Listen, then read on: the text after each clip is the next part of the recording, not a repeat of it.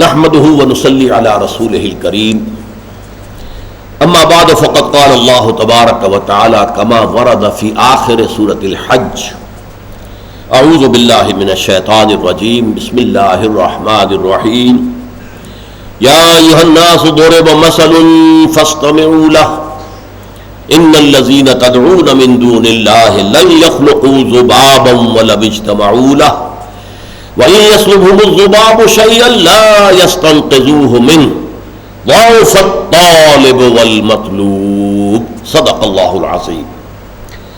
اس آیہ مبارکہ کا اکثر حصہ ہم پڑھ چکے ہیں، یہ آخری ٹکڑا ہے۔ ضعف الطالب والمطلوب، تین الفاظ ہیں۔ ضعف ضعیف ہم اردو میں بولتے ہیں، یہ اس کی فعل کی شکل ہے، بہت کمزور، لاغر، بہت لاچار ہے۔ الطالب طلب کرنے والا، چاہنے والا، والمطلوب اور جس کو چاہا جا رہا ہے، جو مطلوب ہے۔ اب اس فلسفے کو جو میں نے عرض کیا تھا کہ اس میں ایک عظیم فلسفہ مضمر ہے، اس کو میں چند تمہیدوں کے ساتھ بیان کروں گا۔ دیکھیے، نمبر ایک، ہر باشعور انسان کا زندگی میں کوئی نصب العین ہوتا ہے، کوئی آدرش ہوتا ہے، کوئی آئیڈیل ہوتا ہے، اور وہ اپنے اس نصب العین کے لیے اپنے آدرش ہندی کا لفظ ہے، آدرش نصب العین، نصب العین کے لیے انگریزی میں آئیڈیل، اس کے لیے جد و جہد کرتا ہے، محنت کرتا ہے، کوشش کرتا ہے، بھاگ دوڑ کرتا ہے۔ اگر کسی شخص کا کوئی آدرش نہیں، کوئی نصب العین نہیں، کوئی آئیڈیل نہیں، تو وہ انسان نہیں، حیوان ہے۔ حیوان کی زندگی کا کوئی مقصد نہیں ہے، وہ آپ اس کو یوز کر لیں۔ آپ نے بیل کو جوت لیا اپنے حل کے اندر، آپ نے استعمال کر لیا، ورنہ وہ تو محض انسٹنکٹس کی بنیاد پر زندہ ہے۔ پیٹ کھانے کو مانگتا ہے، ادھر سے کہیں نہ کہیں سے اپنا پیٹ بھرتا۔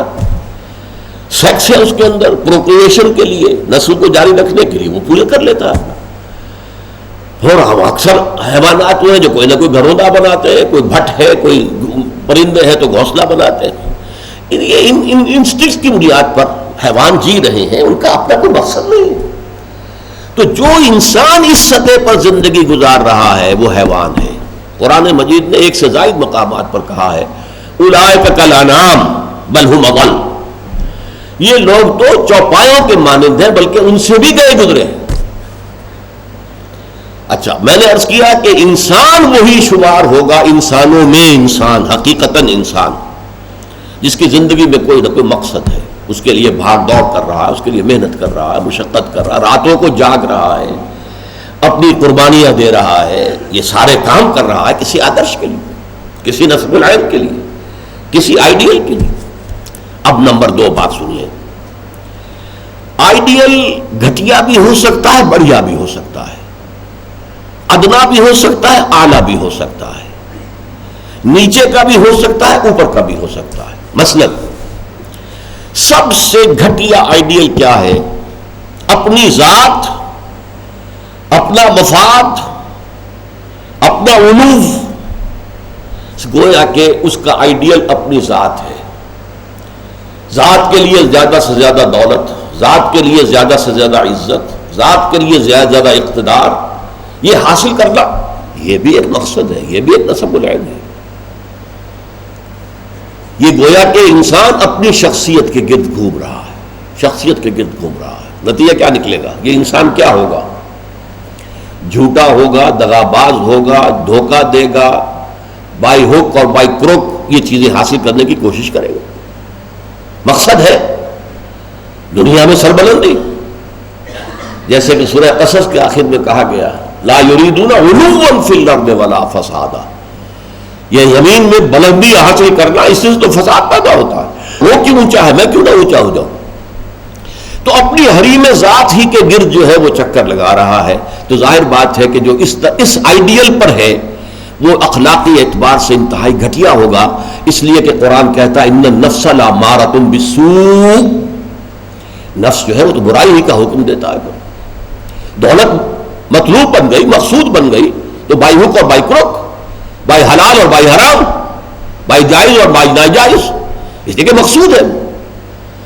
لہذا گھٹیا ترین آئیڈیل ہے انسان کا اپنا نفس، گھٹیا ترین، اور اس سے پست ترین اخلاق، رذائل اخلاق اس سے وجود میں آئیں گے، اس سے ذرا بلند تر سطح پر، جسے ہم کہتے ہیں قوم پرستی، وطن پرستی.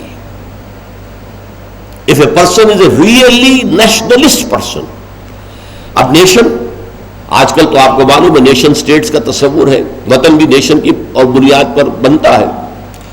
تو نیشنلزم قوم پرست، پہلا آدمی کون تھا؟ خود پرست. وہ پرستش کر رہا تھا اپنی، خود پرست، سیلف سینٹرڈ. اس کا مطلوب و مقصود اپنی بلندی، اپنی دولت. لیکن یہاں اس سے ذرا بلندتر ہو گیا معاملہ. میں اپنی قوم کے لیے محنت کروں گا، قوم کی سربلندی کے لیے، قوم کی آزادی کے لیے، قوم کی عزت کو برقرار رکھنے کے لیے، اپنے وطن کے لیے کٹ بھروں گا، اپنے وطن کی آزادی کے لیے قربانیاں دوں گا. ایک بہتر کردار وجود میں آئے گا کہ نہیں؟ یہ شخص جو ہے اپنی قوم سے کبھی جھوٹ نہیں بولے گا، باقی دنیا سے بولے گا. آپ کو معلوم ہونا چاہیے ویسٹرن مورالٹی کیا ہے. اپنے ہاں وہ ایک بلی کے اوپر بھی ظلم ہوتا نہیں دیکھ سکتے، کسی کتے کے اوپر ظلم ہوتا نہیں دیکھ سکتے، لیکن دوسری قوموں کو ہلاک کرتے ہیں اور وہ سمجھتے ہیں کہ ویپنز آف ماس ڈسٹرکشن ہمارا حق ہے، ہمارے پاس تو ہے، کسی اور کو نہیں ہم اچیو کرنے دیں گے. یہ مورالٹی ان کی، وہ اپنی قوم کے لیے ہے.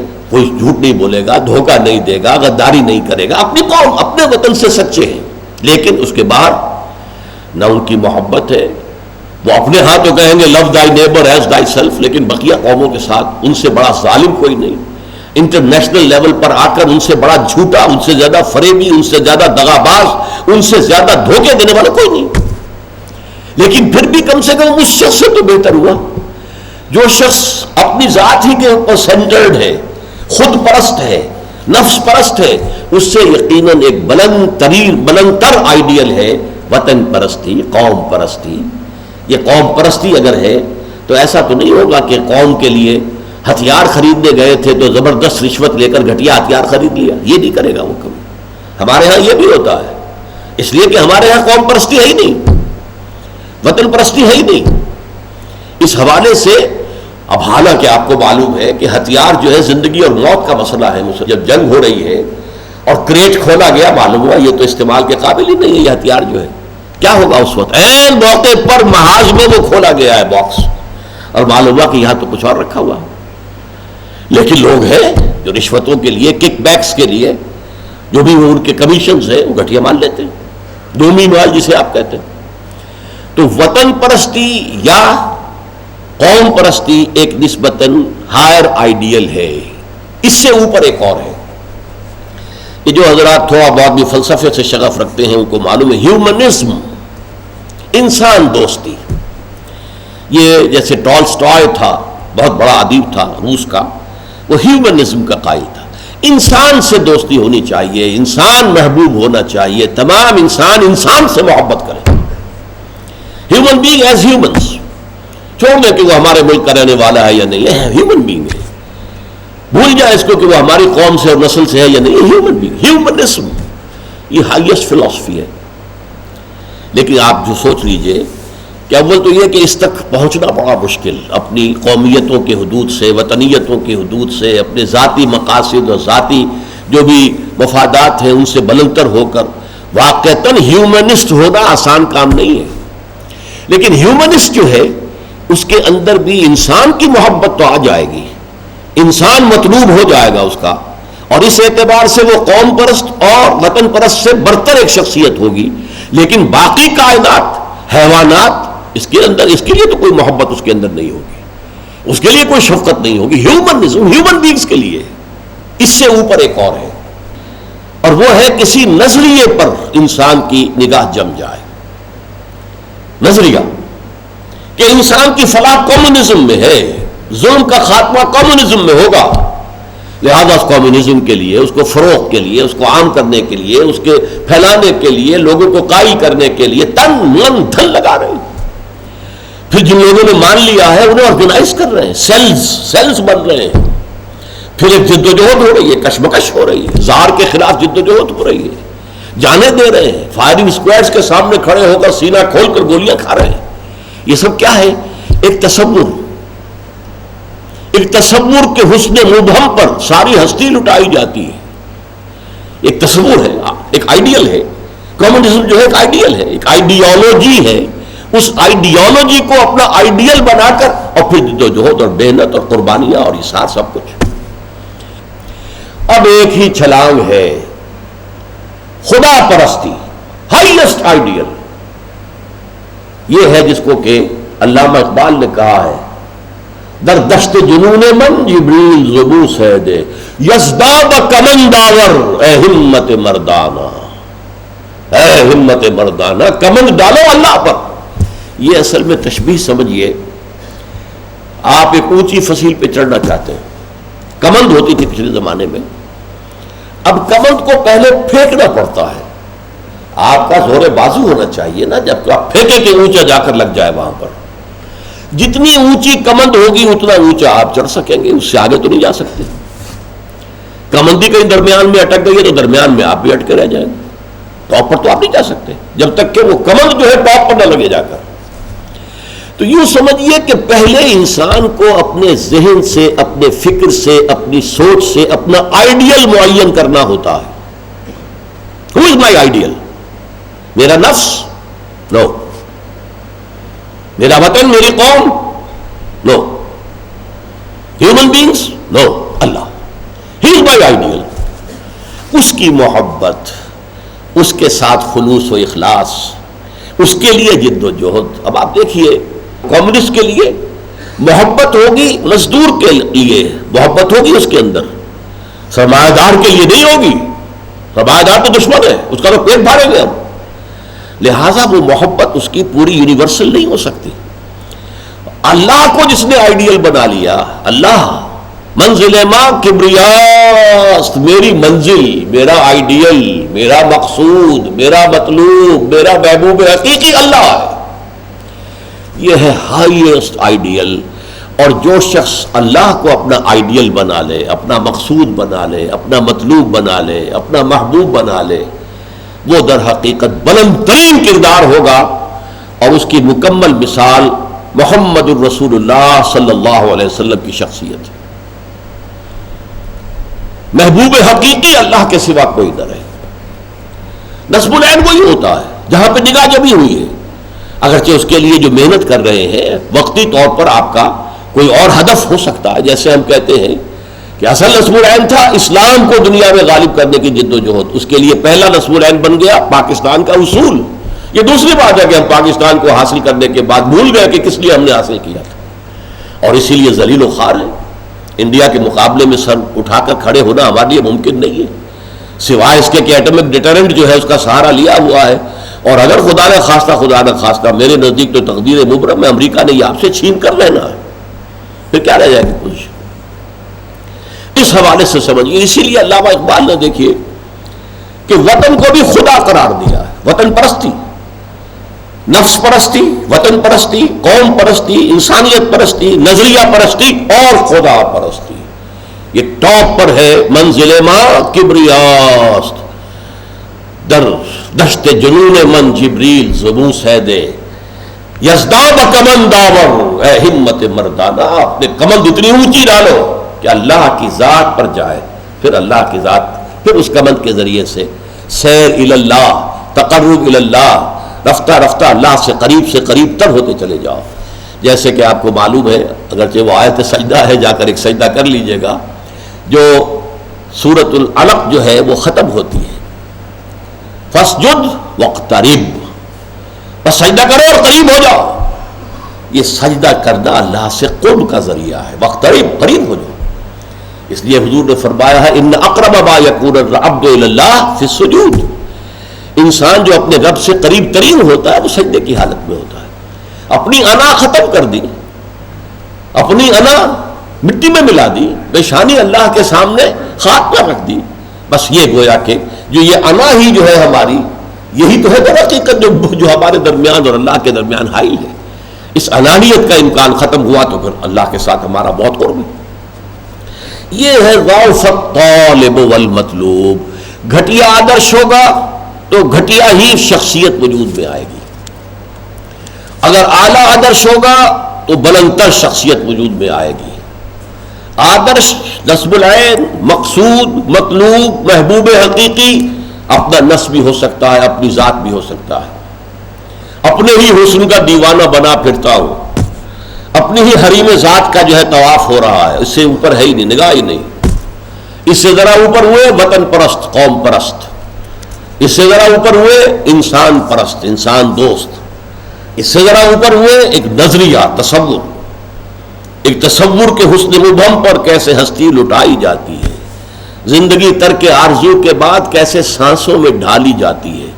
ترک آرزو، یہ آرزو وہی ہے، نصب العین۔ میں نے شروع میں کیا عرض کیا تھا، جس شخص کا کوئی نصب العین ہے ہی نہیں وہ تو حیوان ہے۔ کم سے کم وہ شخص بھی جس نے اپنے نفس کو اپنا نصب العین اور مطلوب بنایا، وہ بھی انسان تو ہے، گھٹیا ہے، بہت گھٹیا انسان ہے، لیکن وہ حیوان نہیں ہے۔ جس شخص کا کوئی نصب العین ہے ہی نہیں، وہ تو پیور انسٹنکٹس کی بنیاد پر زندہ ہے۔ قرآن مجید میں سورہ ملک میں کہا گیا ہے فَمَن يَمْشِي مُكِبًّا عَلَى وَجْهِهِ أَهْدَىٰ أَمَّن يَمْشِي سَوِيًّا عَلَىٰ صِرَاطٍ مُسْتَقِيمٍ۔ ایک شخص اونگے منہ اپنے پیٹ کے بل جو ہے گھسٹ رہا ہے، اسے کیا نظر آئے گا منزل کہاں ہے، جانا کدھر ہے؟ ہم اپنے بطن اور فرج کے تقاضوں کی بنیاد پر زندہ ہیں۔ انسٹنکٹس ہے، جو اینیمل انسٹنکٹس ہے، پیٹ کھانے کو مانگتا ہے، اور ہمارے اندر پروکریشن کے لیے، نسل کو بڑھانے کے لیے جنس کا، شہوت کا جذبہ رکھ دیا گیا، اسی کے لیے اندر زندگی لگا رکھے۔ اس میں بھی کوئی امنگ نہیں ہے، اس میں بھی کوئی اونچے اٹھنے کی خواہش نہیں ہے۔ بس میں کہا کرتا ہوں وہ زندگی نہیں گزارتے، زندگی انہیں گزارتی ہے، زندگی انہیں گزارتی ہے۔ لیکن یہ کہ وہ زندگی گزارنا، وہ تو یہ ہے کہ آپ کا کوئی نہ کوئی نصب العین، کوئی آئیڈیل، کوئی ہائر جو آپ کا ایک مقصود و مطلوب ہو۔ اسی لیے دیکھیے لا الہ الا اللہ، لا الہ الا اللہ کا عامیانہ مفہوم کیا ہے؟ لا معبود الا اللہ، لا معبود الا اللہ، لا معبود الا، عبادت کے لائق، پرستش کے لائق وہی ذات واحد، عبادت کے لائق، زبان اور دل کی شہادت کے لائق۔ یہ ہے عامیانہ تصور۔ اس کا بلند تصور کیا ہے؟ لا مقصود الا اللہ، لا مطلوب الا اللہ، لا محبوب الا اللہ۔ اللہ کے سوا کوئی محبوب نہ رہ جائے، بھائی مانا مستقل بھی ذات محبوب نہ ہو، اللہ کی محبت کے تابع محبوب ہو، کوئی حرج نہیں ہے۔ محبوب حقیقی، محبوب اصلی صرف اللہ، لا محبوب الا اللہ، لا مطلوب الا اللہ، لا مقصود الا اللہ۔ یہ ہے در حقیقت اصل توحید۔ توحید کا لب لباب اپنے گریبانوں میں جھانک کر ہم دیکھ سکتے ہیں ہمارا معبود کون ہے۔ در حقیقت ڈاکٹر رفیع الدین صاحب نے اس کو خوب واضح کیا آئیڈیالوجی آف دی فیوچر میں۔ یہ جو طلب ہے انسان میں، کسی سے محبت کرے، کسی کو آئیڈیل بنائے، کسی کے لیے قربانی دے، کسی مقصد کے لیے بھوکا رہے، کسی مقصد کے لیے جان دے دے۔ آپ سوچئے کمیونسٹوں نے جانے نہیں دی، اور انقلاب لانے والے جانے نہیں دیتے، اور جاپانی جو ہے وہ اپنے شہنشاہ جس کو وہ دیوتا سمجھتے تھے، اس کی خوشنودی کے لیے بم میں بیٹھ کر جاتے تھے، بم کو سٹیئر کرتے ہوئے لے کر جاتے تھے تاکہ بحری جہاز کی جو چمنی ہوتی ہے اس میں اترے۔ جب اس میں اتریں گے تو آپ سوچئے جب اس چمنی کے اندر جا کر بھٹی جو جل رہی ہے اس کے اندر جب وہ بم پھٹے گا تو جہاز کے جو ٹکڑے ہوں گے وہ تو ہوں گے، پہلے تو اس کا ایک ایک چیتھڑا ہو جائے گا، but he is doing it for the sake of his nation, for the sake of his country, for the sake of his emperor, جو کہ دیوتا ہے، سورج کی اولاد ہے یا چاند کی اولاد ہے، جو بھی کچھ ہے، یہ سارا انسان کرتا ہے۔ حقیقت میں یہ جذبہ کس لیے رکھا گیا تھا؟ اللہ کی محبت کے لیے۔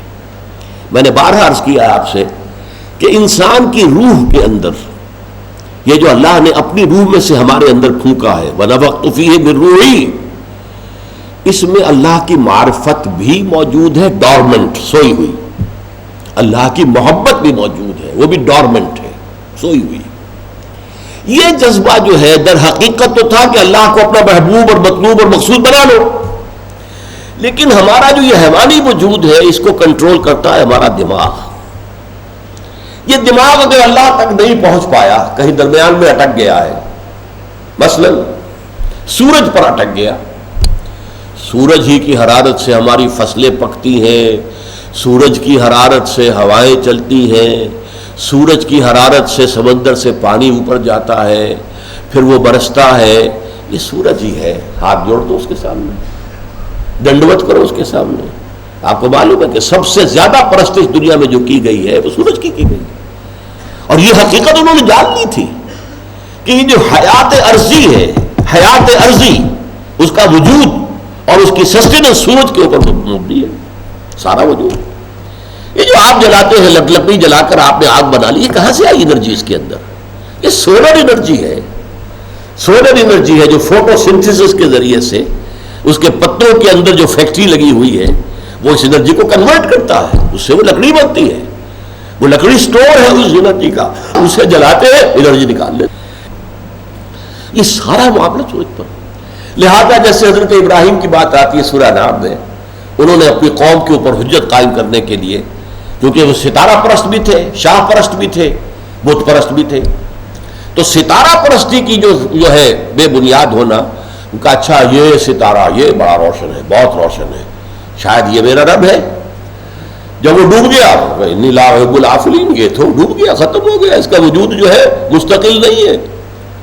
پھر چاند نمودار ہوا، یہ بڑا روشن ہے، بڑا ہے، شاید یہ میرا رب ہے، تم نے اس کو رب سمجھا ہے، وہ بھی ڈوب گیا۔ بھائی میں تو دیکھیے، میں تو اس کو ڈوبنے والے کو تو میں نہیں پوچھ سکتا۔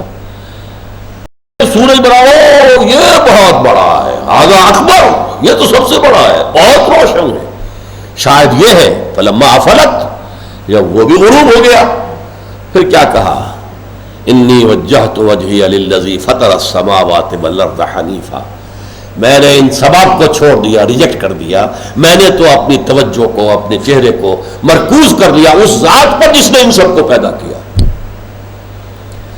وہ لم یزل ولا یزال ہے، کبھی بھی ایسا نہیں ہے کہ وہ ذات نہیں تھی، اور نہ کبھی ایسا ہوگا کہ وہ نہیں ہوگی، وہ تو ہمیشہ سے ہمیشہ رہنے والی ذات ہے۔ انی وجہت وجہی للذی فطر السماوات والارض حنیفا وما انا من المشرکین۔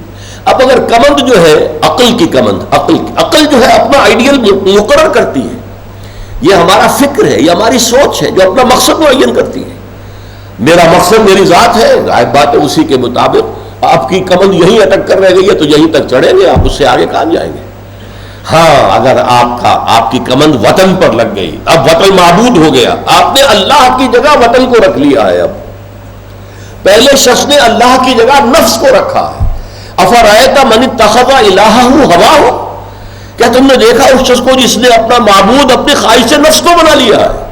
یہ وہ لوسٹ لیول، ان کا معبود نفس ہے، یہ نفس کو پوج رہے ہیں، نفس کے پجاری ہیں، نفس کے بندے ہیں۔ اس سے آگے آئے وطن۔ تو علامہ اقبال نے جو وطنیت پر نظم لکھی ہے باغ درا کے اندر، اس دور میں میں اور ہے، جام اور ہے، جم اور، ساقی نے بنا کی روش لطف و ستم اور، تہذیب کے آذر نے ترشوائے صنم اور، مسلم نے بھی تعمیر کیا اپنا حرم اور، ان تازہ خداؤں میں بڑا سب سے وطن ہے، جو پیرہن اس کا ہے وہ مذہب کا کفن ہے۔ یہ ہے، اس حوالے سے نوٹ کیجئے۔ یا پھر اوپر انسانیت، وہ بہت کم لوگ ہیں جو انسان دوست، وہ ایک ادبی شے ہے لیکن میں نے اس کو بھی شمار کر دیا ہے۔ آئیڈیل البتہ ہوتا ہے، کمیونزم اس کی مثال ہے، نظریہ عدل کے لیے، انصاف کے لیے، ایکسپلائٹیشن کو ختم کرنے کے لیے، امیر اور غریب کا فرق ختم کرنے کے لیے یا کم کرنے کے لیے لوگوں نے جانیں دی ہیں، قربانیاں دی ہیں، خاک اور خون کے دریاؤں میں سے گزرے ہیں، تب جا کر جو ہے آگ اور خون کے دریاؤں میں سے گزر کر انقلاب لائے ہیں۔ تو یہ بھی ہے، لیکن ایک اللہ کا بندہ، اللہ کا پرستار، لا الہ الا اللہ، لا مقصود الا اللہ، لا مطلوب الا اللہ، لا محبوب الا اللہ، اس سے بھی ایک بلندتر مقام ہے، لیکن وہ نہ میرا یہ مقام ہے کہ اس پر گفتگو کروں، نہ آپ کے لیے وہ مناسب ہے۔ وہ ہے لا موجود الا اللہ، پورے وجود کی نفی، یہ سب سراب ہے، یہ دھوکہ ہے، فریب ہے، ہستی کے مت فریب میں آ جائیو اسد، عالم تمام حلقہ دام خیال ہے۔ یہ ہے لا موجود الا اللہ، یہ توحید وجودی بھی کہتے ہیں، اسے وحدت الوجود بھی کہتے ہیں، لیکن وہ فلسفے کا خالص مسئلہ ہے، دین کا مسئلہ نہیں ہے۔ دین کا مسئلہ یہی ہے، لا مقصود الا اللہ، لا مطلوب الا اللہ، لا محبوب الا اللہ۔ یہ ہے توحید اعلیٰ ترین فلسفیانہ سطح پر، لیکن اس کو سمجھنے والا یا اقبال تھا، یہ عام آدمی کے سمجھنے کی بات نہیں ہے۔ عام آدمی گزر جائے گا، ضعف الطالب والمطلوب، یہ جو بت ہیں بالکل بیچار ہیں، لاچار ہیں، ایسے جو ان کو پوج رہے ہیں وہ بھی لاچار ہیں، بیچار ہیں، ٹھیک ہے، بات ختم ہوگی۔ لیکن اس کے اندر کیا فلسفہ ہے اور حقیقت، جو ایسنس ہے توحید کا، ایسنس، آپ کا مطلوب اللہ کے سوا کوئی نہ رہے، آپ کا مقصود اللہ کے سوا کوئی نہ، اللہ کی رضا، یرجون لقاء اللہ ہے، اللہ سے ملاقات، یہی سب سے بڑی آرزو ہو جائے، سب سے بڑی آرزو۔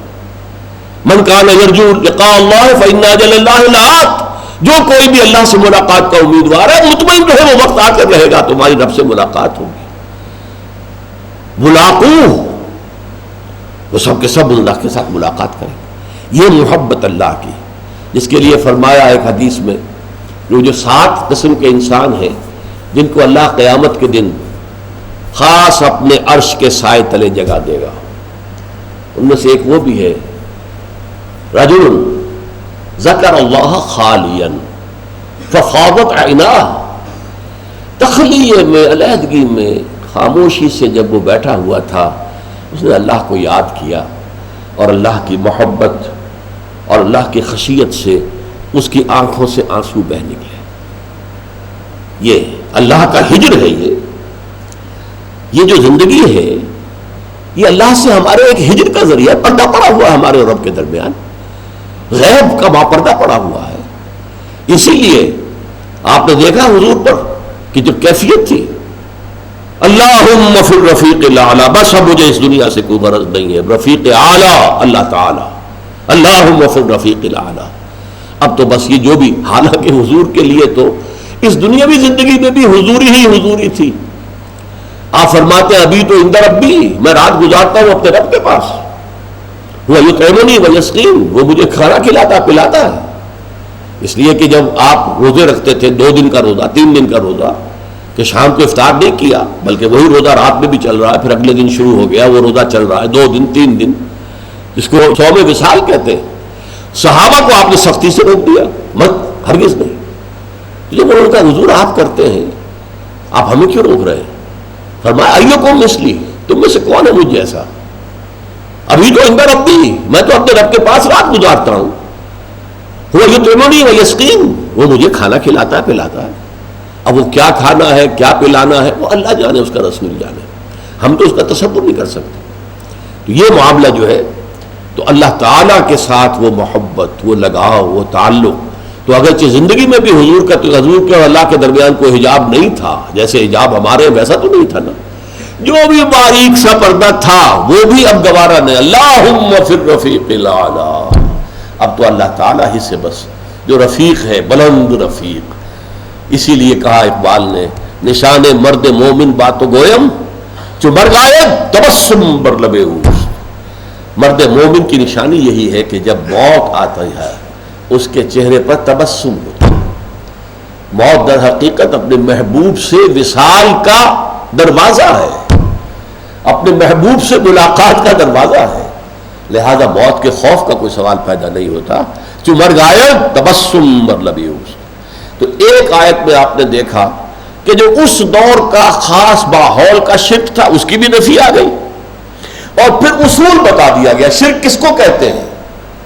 محبوب حقیقی، مطلوب حقیقی، مقصود حقیقی اللہ کے سوا کوئی نہ رہے۔